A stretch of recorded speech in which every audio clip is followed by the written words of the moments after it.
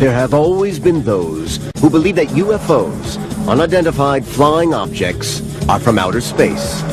But the truth may be closer to home. I'm a great cynic about UFOs, and I'm quite sure that was mainly our airplanes that were flying around. For over 60 years, in top-secret research bases around the world, flying saucers have been designed, built, and flown. Secreted away from the rest of the main company is a place where they're building flying saucers. Some even claim to have seen them. There was no mistaking what they were. They were flying saucers. This is the secret history of attempts to harness the technology of the flying saucer to produce the ultimate military plane. These are the real UFOs.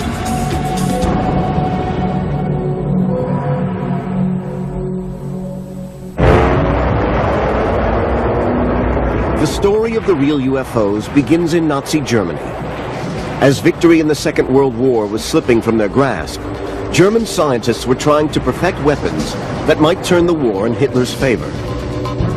One of these was Victor Schauberger, an inventor who had produced models for a flying saucer.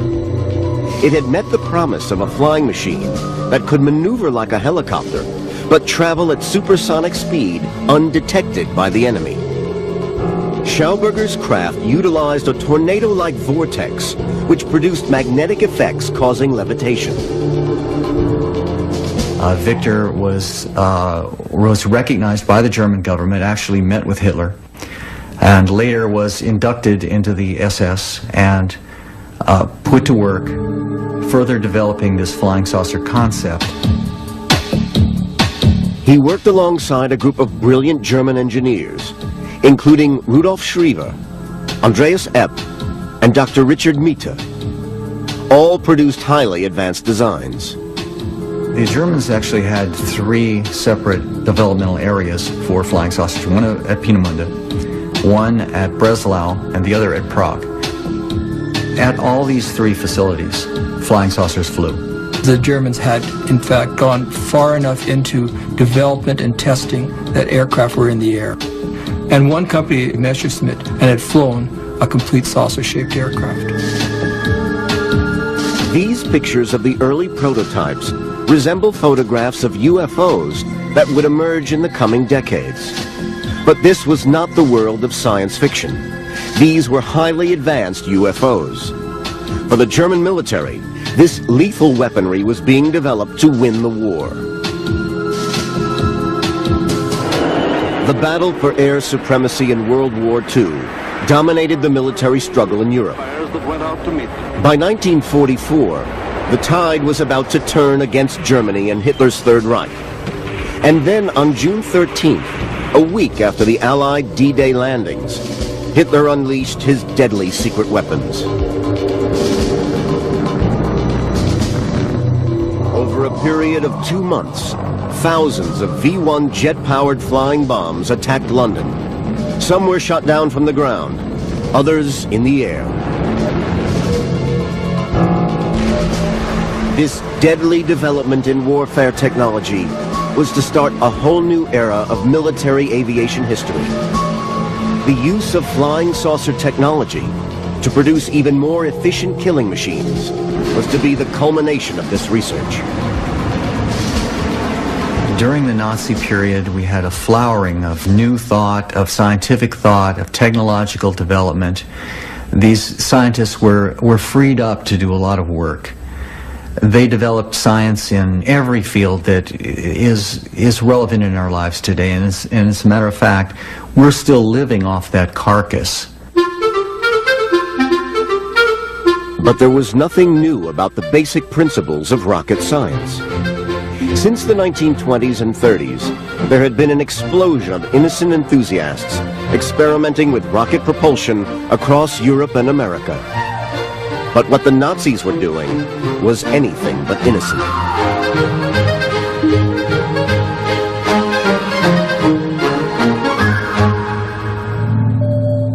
At their deadly weapons research facilities, scientists were working on a new generation of weapons. And alongside the rockets and missiles, real UFOs were a crucial part of that program. One of the incredible things that happened during the Second World War was the amount of technology that German scientists were turning out that was devoted to a war effort. And that included rocketry, it included the jet engines, but it also included some remarkable work in terms of flying saucer craft. But time was running out for Hitler and his scientists. On all fronts, the Allies were breaking through. The Germans were in retreat. The flying saucer technology, just like all of Hitler's other ultimate weapons, would come too late. Even right to the very end of the war, it seems they really believed that these super weapons, these super delivery systems, were going to be able to at least stall the Allies and they were going to be able to arrive at some sort of political settlement of the war. Hitler's dream of winning the war with his super weapons never came. By May 1945, the final battle for Berlin had started. The war in Europe was virtually over. But this was only the beginning of the story of the real UFOs. Within 3 months, the Second World War came to a dramatic and horrifying end. At 8:15 in the morning of August 6, 1945, the Enola Gay, a B-29 American bomber, dropped the first atomic bomb on Hiroshima. With the war finally over, the former Allies had now become rivals. The Soviet Union and the West would soon be locked in a battle for the latest military technology. Well, at the close of the Second World War, all the former Allied powers were engaged in a race to capture German technology. Americans captured a complex for the manufacturing B-2s and the plans for many other missiles, but Russians captured the latest models of jet aircraft from the Germans and a good amount of rocket scientists. But the key question was who was going to capture the real UFO scientists.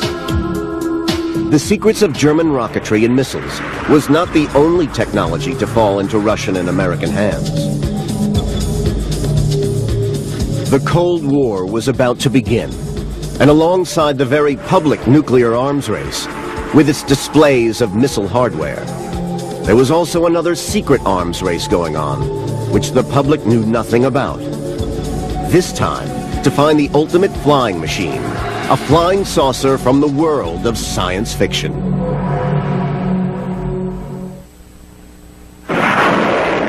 During the Second World War, there was a major technological revolution in jet propulsion, atomic physics, and real UFOs, flying saucer technology. The Germans had led the world in the development of real UFOs, and now their ideas and scientists had fallen into the hands of the two superpowers, Russia and America.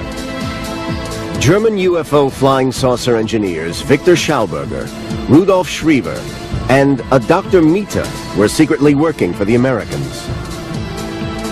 While Andreas Epp was reported to be working on flying saucer projects for the Russians. Both Americans and Russians exploited really a lot the scientists that they captured at the end of the war. And they used this technology and these guys to develop their science during the Cold War. By the end of the Second World War, the former Allies had become rivals, and the Cold War arms race had begun. The focus of the American efforts went on developing rocket and missile weapon systems. It seemed that the captured German flying saucer technology had been put on hold. Then in 1947, there was a report of a UFO flying over America seen by an American pilot, Kenneth Arnold. He was flying near Mount Rainier in the state of Washington and witnessed 9 flying discs some distance from him. When Arnold landed, he told his story to the local press. I was approximately 25 to 28 miles from Mount Rainier, and I noticed to the left of me a chain which looked to me like the tail of a Chinese kite going at a terrific speed across the face of Mount Rainier. They looked something like a pie plate that was cut in half with a sort of a convex triangle in the rear. Well, Kenneth Arnold started a firestorm. He was able to calculate from known landmarks how fast they were flying, and found they were flying at 12 or 1300 miles an hour. And from his description, once he landed and gave this story to the press, he described these objects as if they were saucers skipping on water. And today, that's how we have the word flying saucer. From out of nowhere, the flying saucer mystery is with us. What is the flying saucer? What do people see and sometimes photograph? What's behind the daily reports of aerial phenomena in the nation's press? U.S. television and radio began reporting eyewitness accounts of members of the public who claimed they had seen UFOs in the skies over America. I glanced up and there were 3 flying saucers in a V, approximately a half a mile away from me at an altitude of 350 feet. Is this what Weisberger saw? America was gripped with UFO sightings and flying saucer fever. The military was eager to deny it was anything to do with them, and went on television to reassure the American public. We can say that the recent sightings are in no way connected with any secret development by any agency of the United States. In my position in the Research and Development Organization of the Bureau of Aeronautics and of the Navy Department, I am thoroughly familiar with both our aircraft and our guided missiles programs, and can state without reservation that the Navy has no saucer-shaped aircraft or missile in any of these programs. Then in July 1947, in the midst of the UFO fever, came a startling report by another serving American officer. He announced to the press the discovery of remains from a flying saucer found in Roswell, New Mexico. Within hours, the story of the Roswell incident exploded around the world. The American military panicked. Again, they issued an official statement designed to reassure an anxious public, denying the remains were from a flying saucer. They maintained that it was simply a weather balloon. Behind all these American denials was a more ominous possibility for the military. Assuming the UFOs were not from outer space, flown by aliens, perhaps all these sightings were evidence of an enemy closer to home. The American military were inundated by all kinds of UFO reports, and that drove them to the idea that perhaps some of those UFO missions were the Soviets in the air. The Americans captured the very exotic blueprints of very advanced designs for aircrafts, and among them there was the Horten 229 by the Horten brothers. And this aircraft was very similar in shape to the first description of a flying saucer sighted over America in 1947. And the Americans were scared that the Russians could have produced actually a flying version of the Horten 229. So in the immediate post-war years, reports of UFO sightings were part of the growing tensions between East and West as the Cold War grew in intensity. In the early 1950s, the Korean War had almost brought the world to a nuclear disaster. In America, the paranoia and the sense of fear of communist invasion was reflected in attitudes to flying saucers in popular culture. Flying saucers have invaded our planet. Washington, London, Paris, Moscow are key targets. The whole world is under attack. The 50s were the golden age of the flying saucer. People were scared by the Cold War. They were scared by the atomic experiments. They were at the same time very keen to the space exploration and to the advancement of technology, so the climate was the right one to expect extraterrestrial visitations from outer space.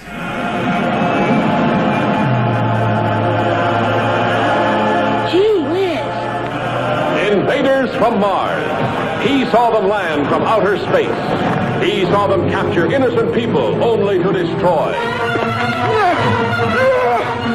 But for the American military, the continued rumors and speculation was ideal camouflage for the real UFOs.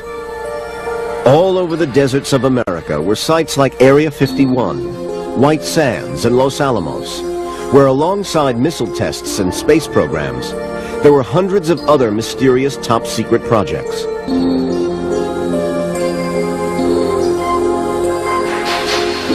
These included high-altitude parachute tests, satellite testing, and the development of future space vehicles. One of these secret programs was called Project Mogul. Project Mogul was a top-secret program to listen in on the Russians using equipment on high-altitude balloons. The American military were desperate to discover secrets of the Soviet program to develop a rival atom bomb. They needed to know when the Soviets were testing one of their weapons. It was not until 20 years later that the U.S. government was forced to confess that the Roswell incident, back in 1947, was in fact secret military testing by the Americans.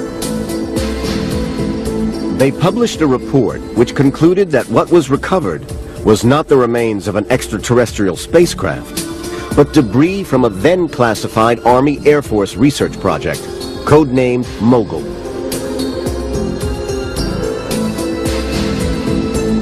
But there was good reason for the Americans to be frightened of the Russians. The experience of the Korean War and the startling appearance of the MiG fighter had proved how advanced Russian military technology had become. America needed to catch up, and catch up fast. Could a supersonic flying saucer be the answer? In the 1950s, the race was on to build the ultimate weapon, a radar-invisible supersonic aircraft. What was needed was from the realms of science fiction. The U.S. Air Force, in fact, wanted a new fighter interceptor, something that no Soviet aircraft would look like, a completely new airplane, one that could fly faster and higher than anything else in the air at the time. In 1953, the CIA discovered that Avro, the Canadian aeronautics company, was working secretly on a revolutionary aircraft, a flying saucer. This was the brainchild of a visionary British aeronautical engineer. The genius behind the Flying Saucer project was John Frost. He came from England as a designer on another project, but he soon became intrigued with the idea of taking flying saucers into the air. John Frost had been responsible for one of aviation's most innovative developments, the swept-wing tailless fighter. The inspiration behind John Frost's first ideas, in fact, came from his collecting a scrapbook of all the UFO reports that were being heralded all over the world. And through looking at every one of the reports, he began to start sifting them down to at least two possible sources. And one was man-made, and he traced it back to Germany. Frost was intrigued by reports of the Nazi flying saucers. In fact, we now have evidence to show that he is a participant in interviewing German scientists, and especially one, Mitha, who would work directly with German flying saucers.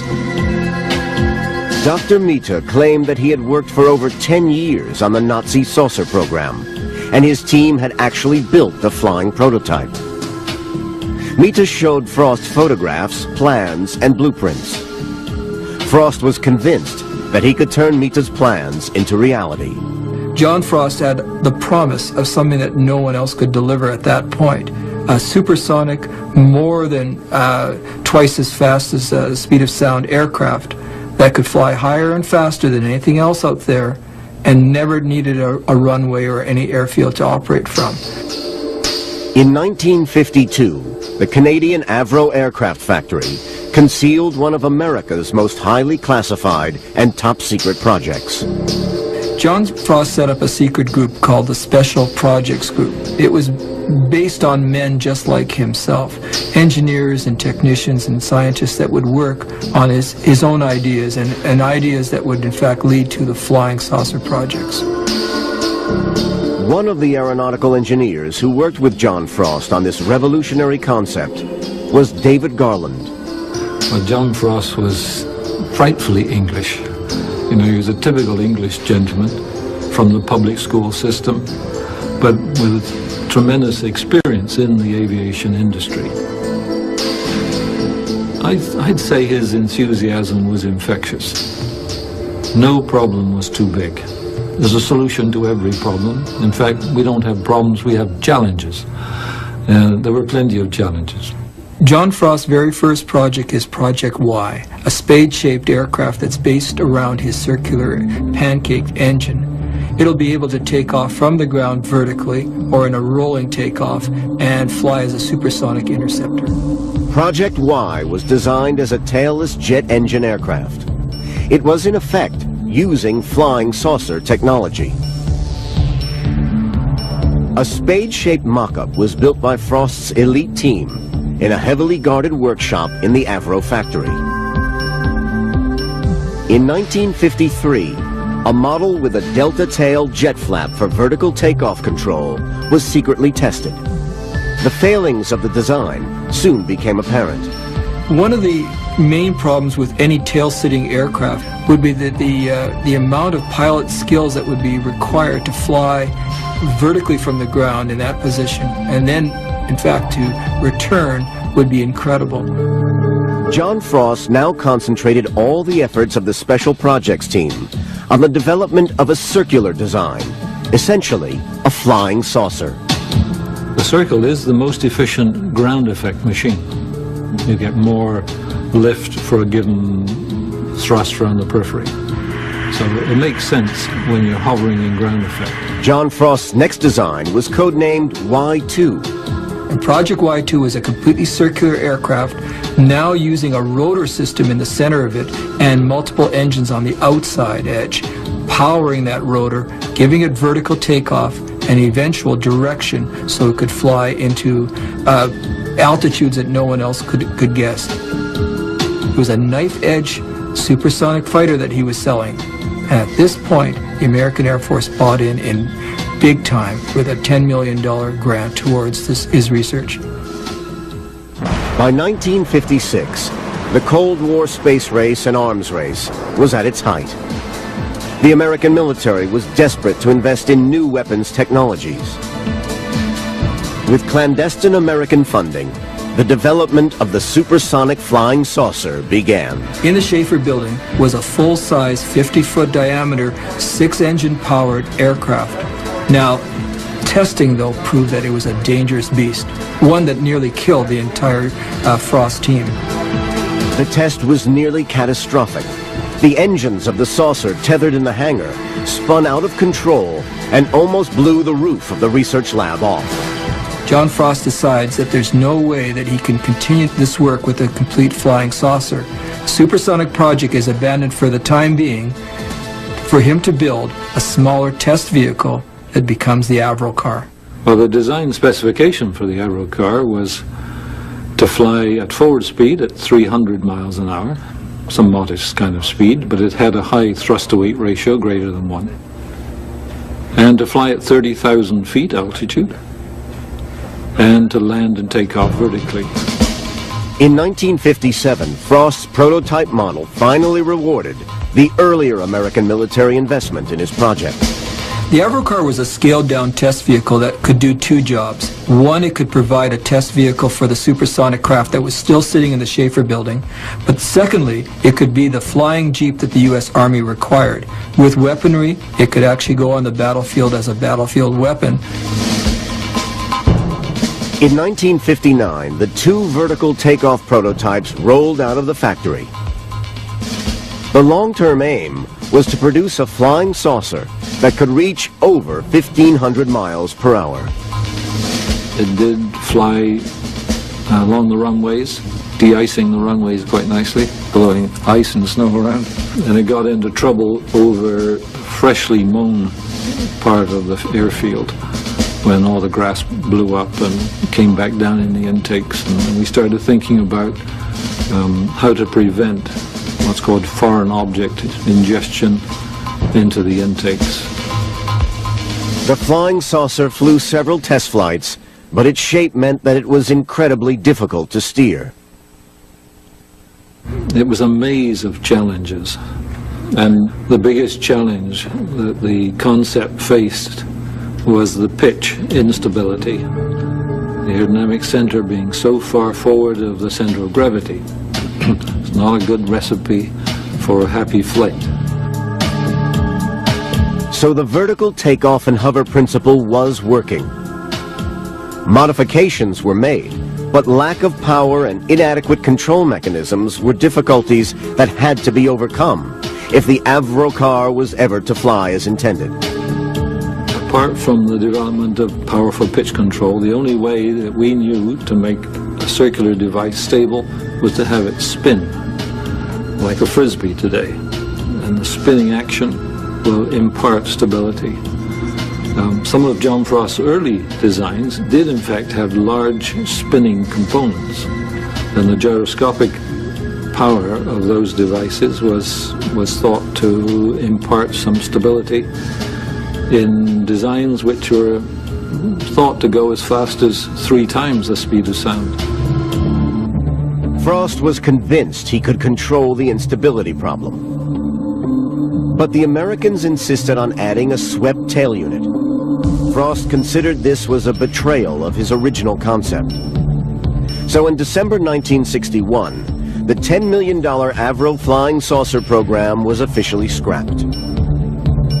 But some of the engineers who worked on the project did not totally abandon Frost's dream. There really is no aerodynamic future for a circular wing subsonically. Supersonically, with a few modifications and tweaking to its shape to make it a little more like a delta wing, one might see a possible outcome. John Frost always believed his original concept was achievable. Despite the unfavorable results of the Avro car testing, the work that John Frost had put into the supersonic project showed that in fact it could have flown. And unfortunately, with the money eventually simply stopping, the company shut down the entire project. All the technology went back to the United States, who is the real owners now at that point. The highly classified flying saucer technology went to America.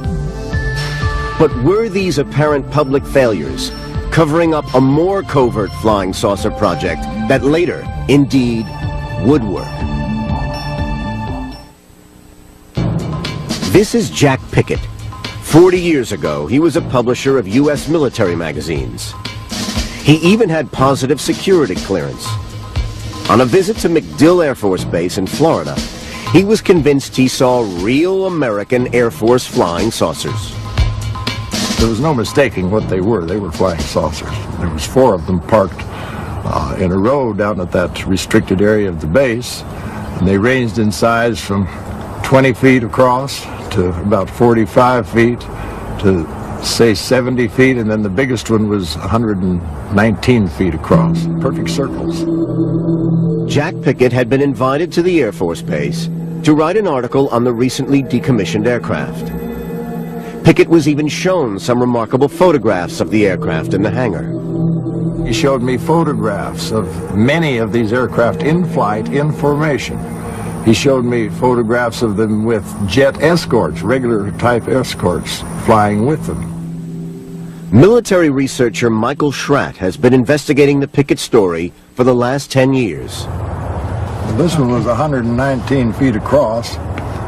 Schratt has worked closely with Pickett to produce a series of photo reconstructions of the experimental aircraft which Pickett saw.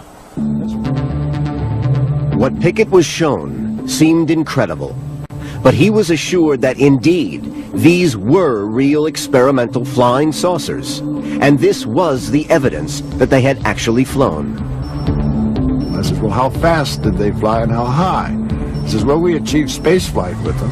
And I asked him pointedly, any aircraft that flew that high and that fast, why are you discontinuing them? Why are you scrapping them? He says, well, we've designed better versions with less maneuverability problems.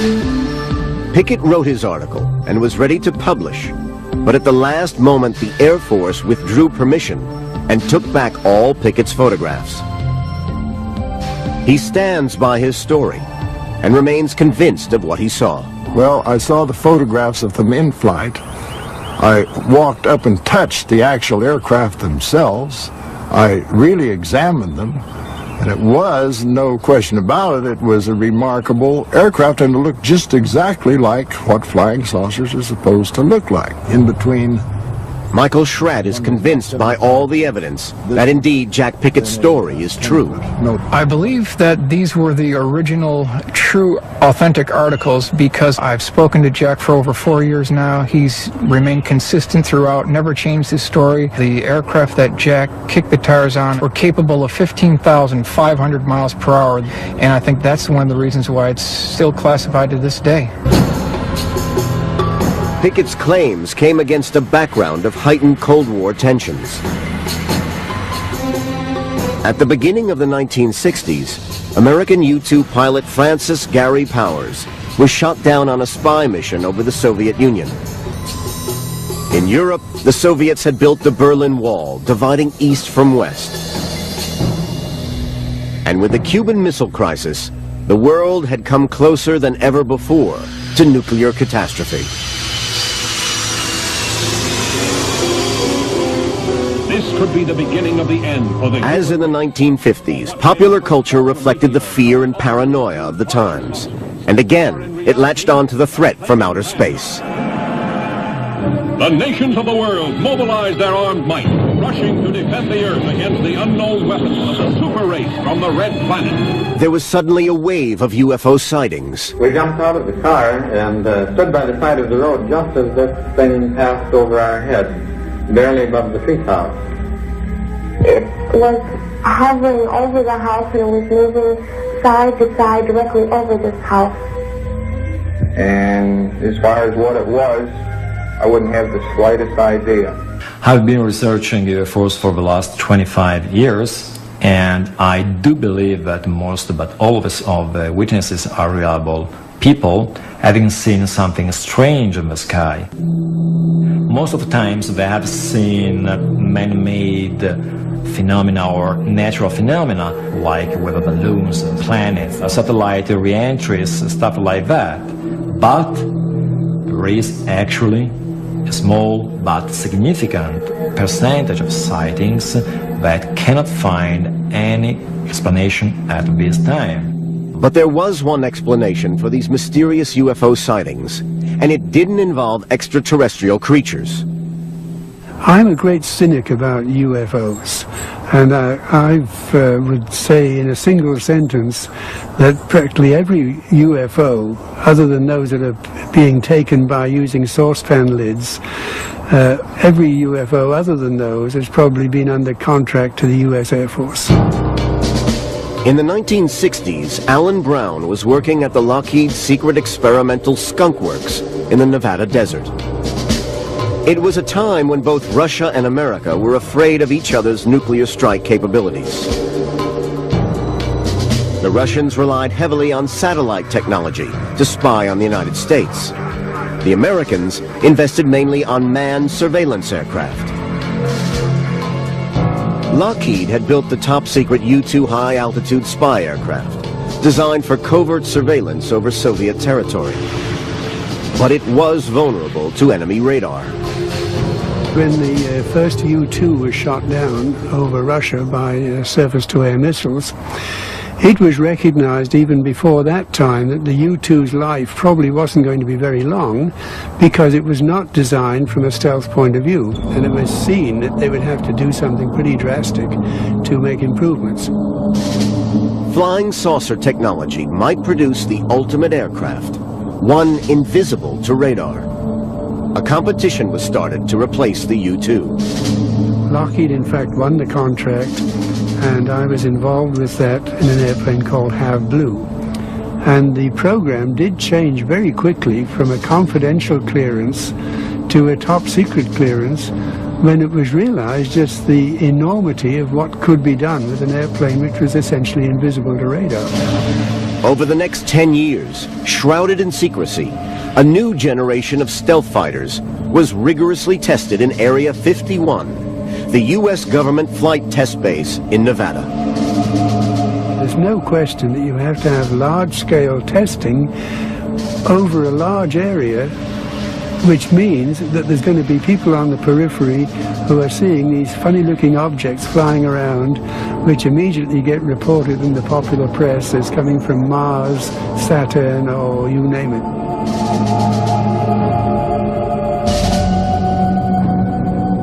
So Jack Pickett's story might be true. Throughout this period, it was the U.S. Air Force that was developing aircraft capable of evading enemy radar. Just what the pioneers of flying saucer technology always promised. What's more, 12 years later, there was another witness who seemed to confirm Jack Pickett's account. Warren Botts, an ex-8th Air Force pilot, saw an identical flying saucer aircraft hidden in a restricted hangar while visiting Wright-Patterson Air Force Base for a pilot's reunion. To my surprise, I saw this huge disc airplane and was almost wall-to-wall in circumference, and it was jet-powered from what I saw. I started to walk over to look at it, not thinking anything about it, and an armed guard, stopped me and told me I'm not allowed to be in there. So I left, but I did see a large circular airplane in there. Michael Schratt now had personal testimony from a second witness of the highly classified flying saucer. He briefly described the exact same aircraft that Jack Pickett had seen it, and described other features that Jack didn't describe. And so when I put these two men together, then I knew I was dealing with a real subject. Despite much skepticism, Warren Botts, like Pickett, remains convinced. People that I spoke to since that time said it never existed, which I think they're wrong, because I know what I saw. I believe that we do have flying saucers. They did exist, and they do exist now. What both men had seen was remarkably similar to the final John Frost Aerocar design, which the American military had reported as abandoned. Many believe that far from being abandoned, research into flying saucer technology had continued. I think it's definitely being experimented today, because not only can get to your enemy completely unannounced, but you have radar invisibility, you've got the acoustic invisibility, no runways necessary, you have the potential to fly outside our atmosphere into space, and that is the holy grail that the U.S. Air Force always had wanted from the beginning. There still remains much classified material on the development of flying saucer technology. But by the end of the century, American scientists and engineers had fulfilled many of the hopes and dreams of flying saucers. A fighting machine that could travel at supersonic speed, undetected by radar, based not on a circular disc, but a pyramid.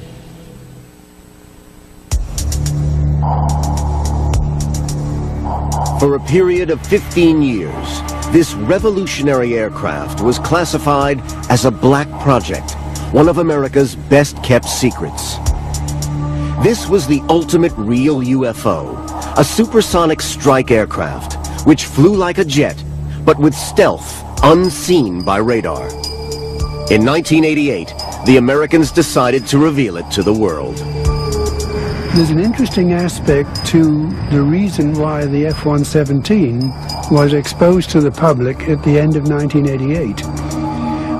The airplanes had been restrained to only flying at night. So the pilots are stuck into this airplane on a totally dark airfield in the middle of Nevada. And we, in fact, did finish up losing a couple of pilots by just purely being disoriented in night flying. At that point, the Air Force decided it had better start flying during the day, and if it was going to do that, it was going to give some indication of what was flying, so we weren't going to get a whole raft of more UFO reports.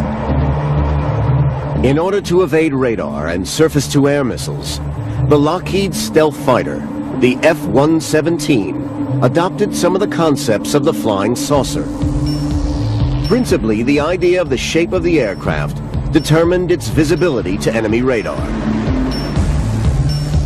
We got a radar cross-section that was substantially better than anybody ever expected.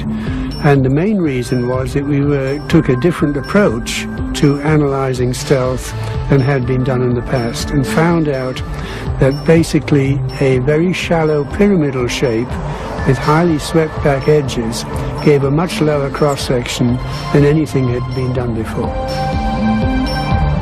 Within 1 year of the stealth fighter being declassified, the Soviet Empire began to disintegrate. On November the 9th, 1989, with the collapse of the Berlin Wall, the borders between East and West Germany were open. The Cold War effectively had come to an end. But it wasn't long before the stealth fighter saw its first combat, spearheading the assault against a new enemy in the Iraq War. Its invisibility to radar, combined with precision bombing, shocked the world. We could go in there, drop the bombs exactly at the altitude we wanted to with enormous precision, and take out exactly the targets we needed without being seen. And the whole of the Gulf War in the 1991 period was conducted where we had thousands of sorties and we didn't even get a scratch on one of our airplanes. The unique abilities of the stealth fighter were demonstrated in the Gulf War, but there remained one basic failing. It had to be designed around the needs of a pilot. Future fighting machines are going to be pilotless. I think the cost, politically and morally, of losing highly trained crew these days seems to point in the direction of UAVs, unmanned aerial vehicles. There is nothing new about the concept of pilotless aircraft. From the early days of flight, many have experimented with the idea. Some with a degree of success. The development of unmanned spaceflight has opened up future aviation possibilities. The biggest issue in the future is certainly unmanned aircraft. And we can also go down to miniaturized airplanes, which are the order of 6 inches in diameter, and fly those into buildings. And in fact, the whole scope of what can be done in the future is just enormous. It's mind-boggling. The future is, perhaps, in this new generation of flying machines. The latest Sikorsky Aerobot is capable of high-speed hovering, vertical takeoff, and landing. But these vehicles seem a long way from the dreams of Hitler's flying saucer engineers. Machines on the edge of science fiction, capable of phenomenal supersonic speed. Perhaps the science of flying saucers was never a reality. As long as you stay close to the ground, you've got yourself an efficient lifting device. It does not make an efficient wing in free air at all. It's just not an efficient shape.